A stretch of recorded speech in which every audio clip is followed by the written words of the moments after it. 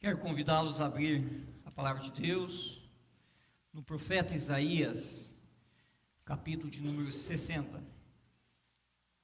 Profeta Isaías, capítulo de número 60, do versículos 1 ao versículo de número 3.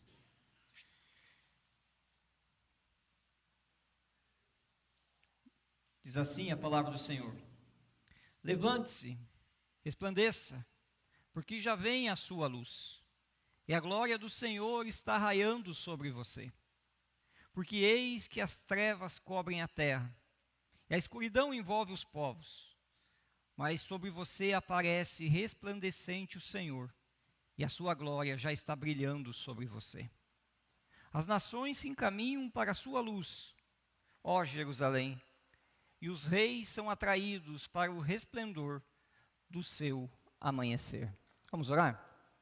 Pai, em nome de Jesus, nós te louvamos, ó Deus, porque desde o início desse tempo de adoração ao teu nome, o Senhor tem trazido à nossa memória as suas profecias, ó Pai, sobre a chegada do seu servo, do Senhor Jesus.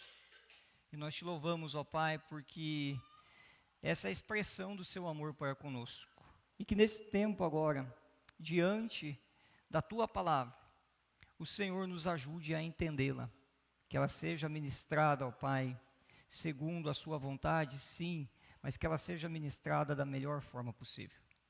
É isso que eu te peço, ó Deus, não somente por mim, mas também pelos meus irmãos e pelas minhas irmãs que aqui estão. Que todos, ó Pai, venham a compreendê-la e guardá-la no coração, em nome de Jesus. Amém.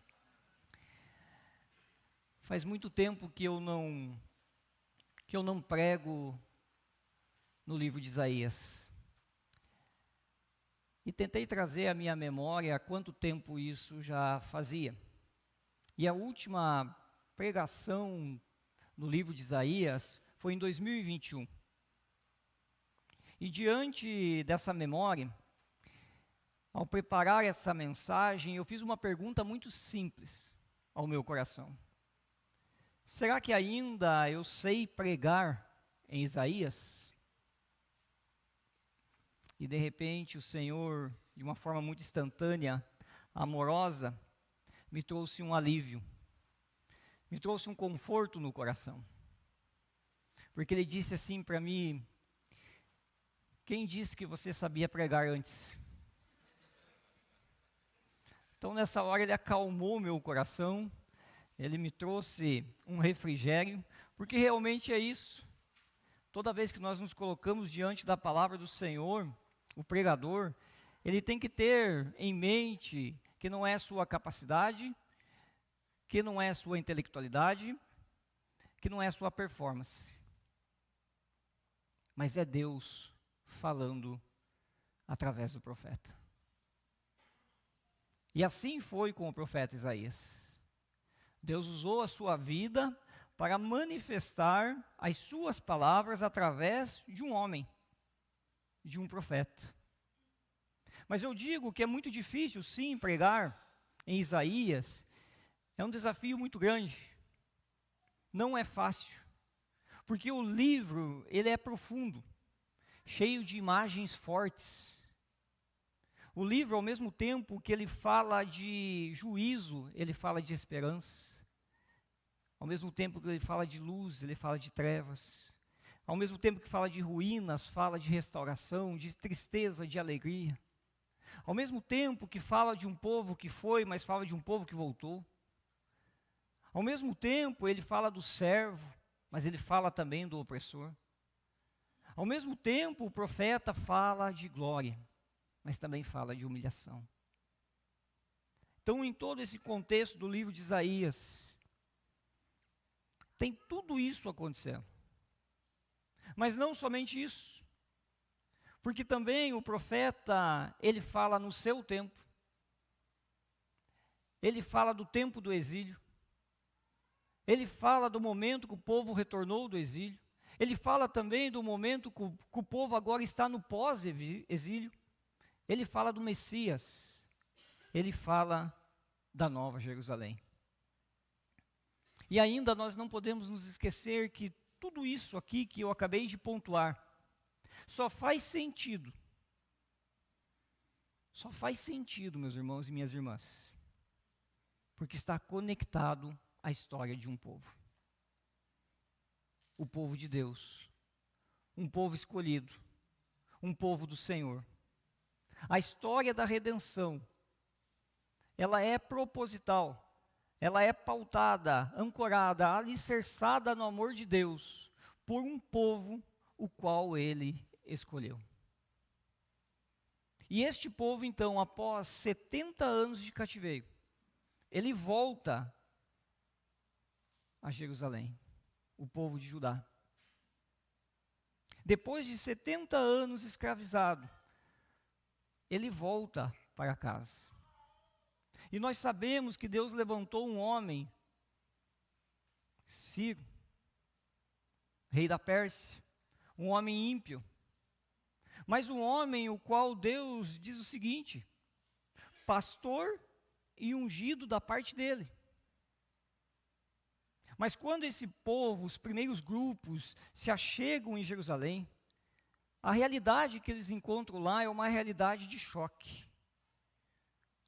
Os muros estão caídos, os portões estão queimados, o povo estão percebendo as marcas ainda da violência,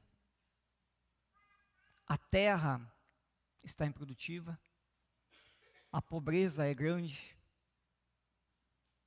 e tudo isso traz à memória a invasão.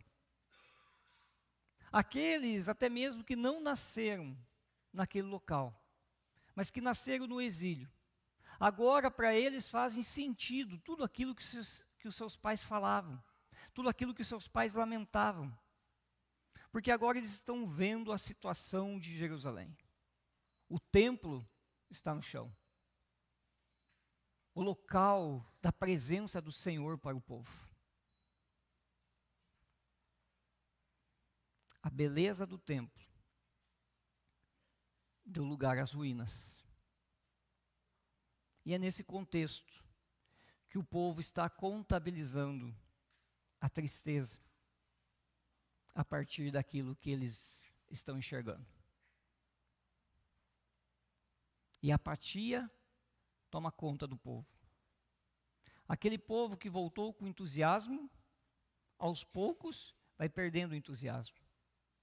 A paralisia aparece por causa da situação. O desânimo toma conta do povo de Judá. E eu acredito que é assim também conosco muitas vezes.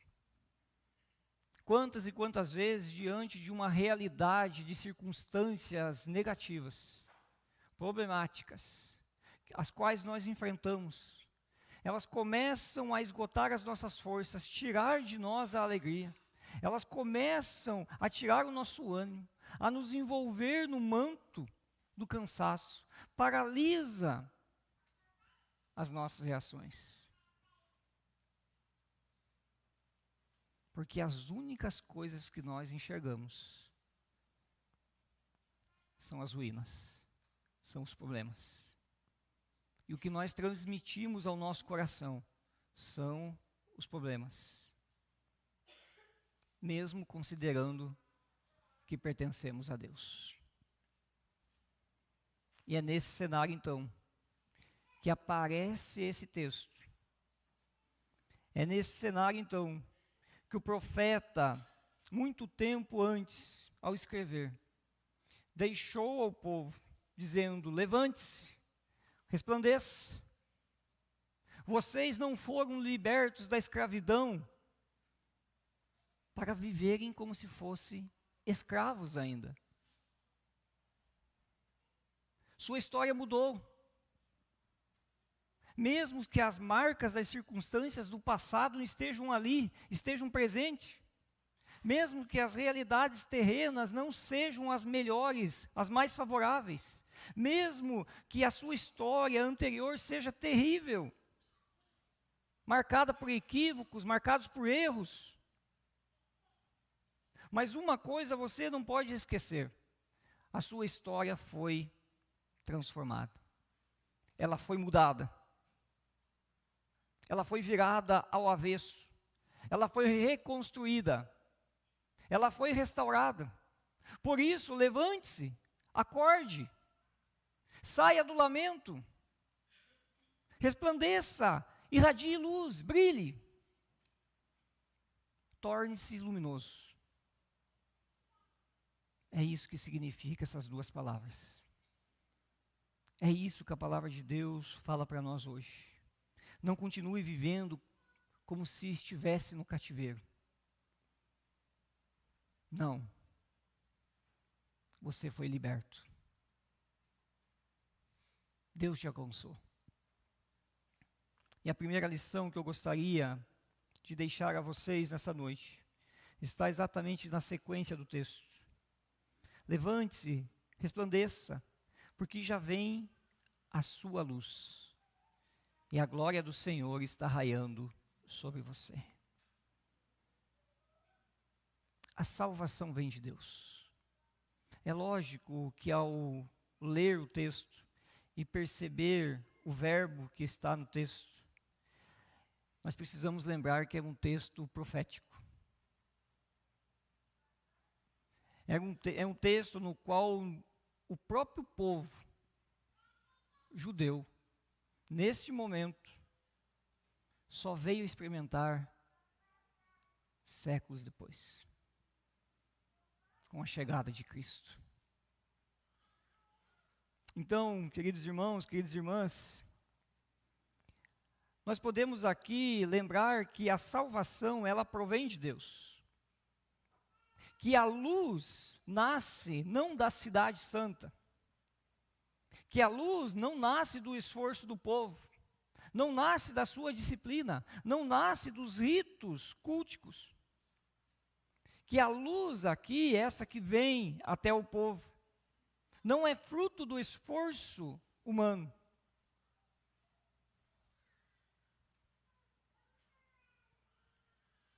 Essa luz é produto da iniciativa de Deus.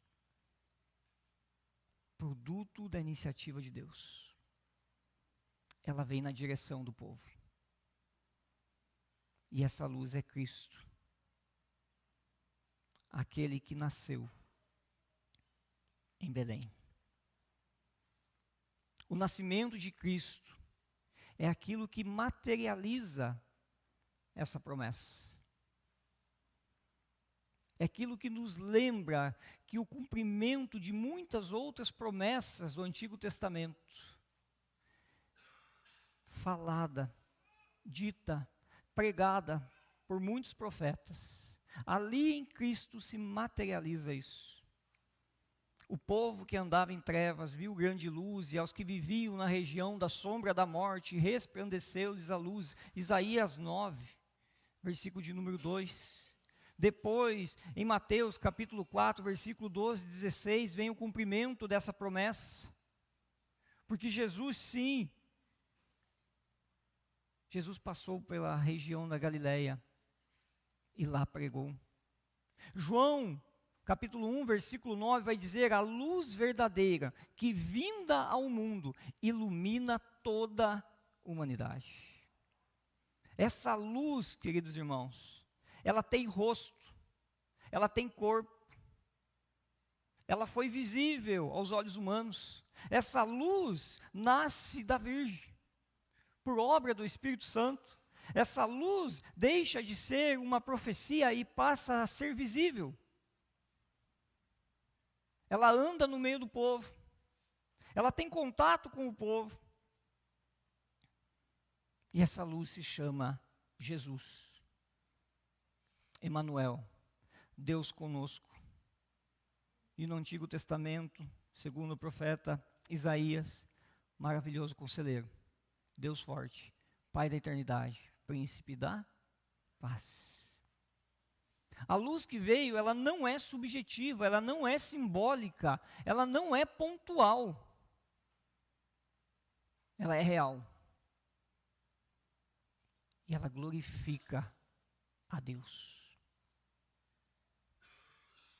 Manifestação visível da glória do Pai. E o Verbo se fez carne e habitou entre nós, cheio de graça e verdade, e vimos a sua glória, como unigênito do Pai. Por isso, levante-se, resplandeça. Deixe de vivenciar somente as coisas terrenas. Olha para mais longe. Porque o texto também, ele é um indicativo de algo que vai acontecer ainda. Que é a segunda vinda de Cristo. Um dia glorioso também. E eu pergunto para vocês, o que fizemos do Natal?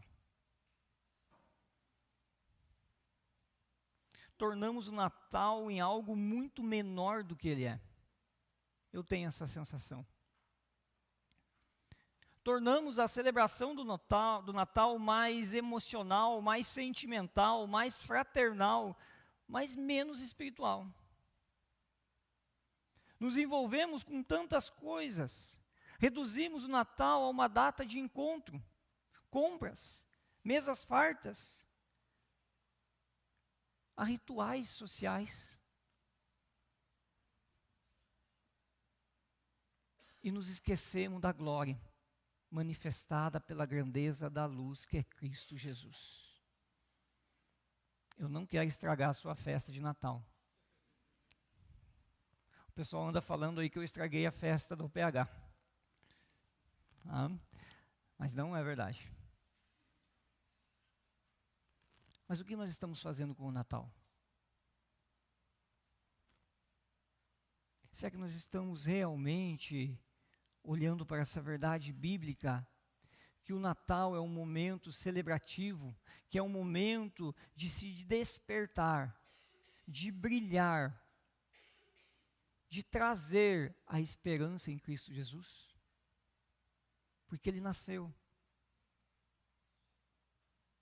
Levante-se, resplandeça, manifeste, brilhe, torne visível essa verdade no momento natalino. Seguindo, porque eis que as trevas cobrem a terra, e a escuridão envolve os povos. Mas sobre você aparece resplandecente o Senhor, e a sua glória está brilhando sobre você. Aqui fala de Jerusalém. Aqui fala da igreja do Senhor. Aqui fala de nós, como no passado falou do povo de Israel, do povo de Deus. E aqui o texto nos lembra uma realidade a qual muitas vezes nós nos esquecemos. As trevas existem. Homens e mulheres estão envoltos pela escuridão. Há uma cegueira espiritual generalizada, que domina não só homem e mulher na individualidade, mas que ainda domina muitos povos, muitas nações. A palavra de Deus hoje está nos lembrando que as trevas são geradas pela ignorância de não conhecer a Deus, por um coração endurecido, por estar vivendo separado do Senhor, não consegue enxergar quem é Deus, está cego. Mas o texto diz que a própria luz do mundo, assim que Jesus se denomina, em João capítulo 8, versículo 12, ele vai afirmar que os homens amaram mais as trevas do que a luz, porque suas obras eram más. João capítulo 3, versículo 19. O problema das trevas não é apenas externo. O problema da escuridão é no coração. Escraviza. Nos leva de volta ao cativeiro. Nos leva de volta a lugares os quais não gostaríamos mais de visitar, de voltar, de viver. E o texto nos informa que as trevas cobrem a terra e envolve os povos. O pecado tem um poder sedutor, não tem? O coração humano é atraído. Nós sentimos muitas vezes satisfação. A verdade é essa. O mundo, sim, que não vive com o Senhor, sim, esperamos todas as coisas erradas possíveis. Nem me surpreende. Agora nós, que fomos transformados, nós que fomos impactados pela luz, nós que tivemos a oportunidade do Senhor vir até nós, nós temos que nos lembrar o nosso coração, que ainda, se não cuidarmos do nosso coração, somos atraídos pelo pecado. E o processo do pecado, ele é lento, aos poucos, e mais um pouquinho, e mais um pouquinho, e o nosso coração vai se satisfazendo, e nós vamos gostando, porque o pecado, ele é bom. Amém, irmãos? Não, pecado não é bom. Mas essa é a nossa realidade. Não podemos abrir espaço no coração para voltar ao cativeiro, a ser escravizados. Mas o texto ele vai dizer o seguinte: mas sobre você aparece resplandecente o Senhor, e a sua glória já está brilhando sobre você. O texto está fazendo uma distinção de um mundo em trevas, de pessoas em trevas, mas também está apontando para um outro lado, para as pessoas que vivenciam a luz, porque a glória do Senhor está sobre ela. Porque a glória do Senhor está sobre esse povo, está sobre a sua igreja. E a única coisa que o Senhor espera de nós, sim, porque Ele é a glória, porque Ele é a luz, é que venhamos a refletir o quê? A luz dEle. Porque é a luz dEle que está brilhando em nós. Nós somos reflexos da luz dEle. Nós somos reflexo do caráter de Jesus. Eu e você. O Senhor Jesus espera de nós nada mais, nada menos que busquemos Ele como modelo. Para tudo que venhamos a fazer, executar, pensar, tudo. A glória está brilhando sobre você. A diferença não está no mérito do povo. A diferença não está porque nós somos melhores do que alguém. A diferença está porque um dia essa luz brilhou na nossa direção e nos alcançou. Nós pertencemos a Deus porque um dia o Senhor, nosso Deus, resolveu, na eternidade, invadir a história humana e mandar seu Filho para restaurar as nossas vidas. Mas o versículo de número 3 vai dizer o seguinte: as nações se encaminham para a sua luz, ó Jerusalém, e os reis são atraídos para o resplendor do seu amanhecer.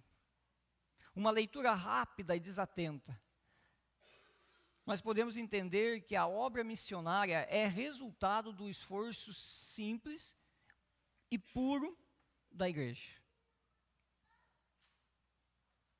Mas não. As nações se encaminham para a sua luz, ó Jerusalém. Mas nós temos que lembrar que a luz é que vem até nós. Nós temos que lembrar que é a luz que nos envolve, que nos dá o brilho. Nós precisamos lembrar que as pessoas, ao olhar para a igreja do Senhor, elas precisam ver o brilho. enxergar o brilho na minha vida e na sua vida. As nações vão até Jerusalém, porque elas enxergam algo que não é humano, a glória do Senhor brilhando ali. A razão não está na nossa capacidade, mas a questão aqui é tão somente Deus que ilumina a sua igreja.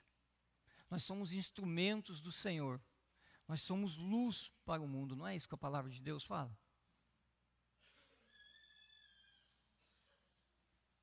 Nós não atraímos ninguém para cá porque nós executamos algumas tarefas da melhor forma possível. Ou porque nós cuidamos dos nossos departamentos internos com excelência. Não. Nós apenas refletimos a luz de Cristo.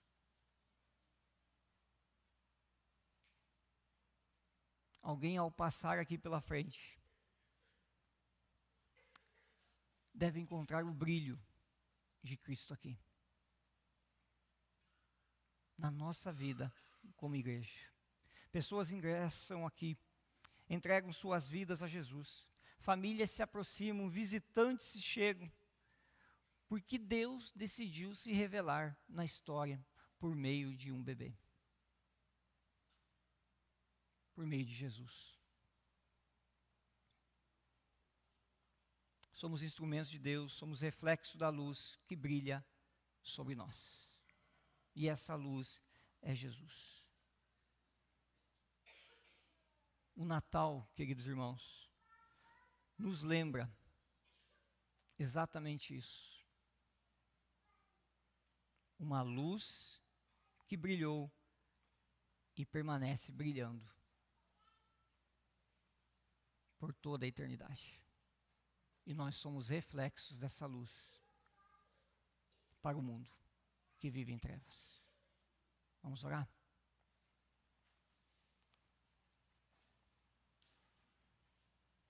Deus, nós te louvamos pela tua palavra, pela direção, pela instrução, pela forma como o Senhor ministrou os nossos corações. Que possamos realmente, ó Deus, lembrar que o Natal, Senhor, é um tempo celebrativo, voltado ao Senhor. Nos ajuda para que façamos isso, ó Deus,